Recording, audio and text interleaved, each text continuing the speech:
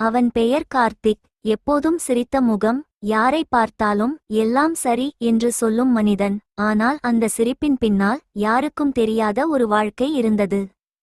காலை நேரம், சூரியன் உதயமாகும் முன்பே அவனின் பொறுப்புகள் எழுந்துவிடும். மருந்துக்காக காத்திருக்கும் அம்மா, படுக்கையிலேயே வாழும் அப்பா, வீட்டின் அமைதி அவனின் மனசுமையை மறக்கவில்லை. ஆபீஸில் அவன்தான் எல்லாரையும் சிரிக்க வைப்பவன். டென்ஷன் எதுக்கு என்று மற்றவர்களுக்கு தைரியம் சொல்லும் மனிதன். ஆனால் உள்ளுக்குள் அவன் தினமும் உடைந்து கொண்டே இருந்தான். ஒரு நாள் ஆபீஸில் பெரிய பிரச்சனை. ஒரு காகிதம் அவன் கைகளில் வந்தது. அதில் சம்பளம் குறைப்பு என்று போட்டு இருந்தது. ஒரே நொடியில் எதிர்காலம் மங்கலாகிவிட்டது. அந்த நொடி அவன் அழவில்லை, சத்தம் எதுவும் இல்லை. ஆனால் உள்ளுக்குள் ஏதோ ஒன்று உடைந்தது. வீட்டுக்கு போகும் பேருந்தில், யாரும் பார்க்காத இடத்தில் கண்ணீர் அமைதியாக விழுந்தது.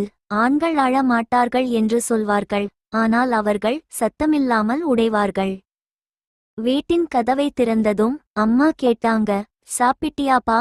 அவன் கண்ணீரை துடைத்துக்கொண்டு சிரித்த முகத்தோடு சொன்னான், நான் சாப்பிட்டேன் அம்மா, இன்னைக்கு நாள் ரொம்ப நல்ல நாள்தான் அம்மா. அந்த சிரிப்புதான் ஒரு குடும்பத்தின் நம்பிக்கை.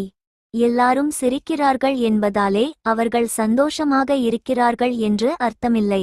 சில சிரிப்புகள் எல்லாம் கண்ணீரை மறைக்கத்தான். இந்த கதை பிடிச்சிருந்தா லைக் பண்ணுங்க, ஷேர் பண்ணுங்க, மறக்காம சப்ஸ்கிரைப் பண்ணுங்க.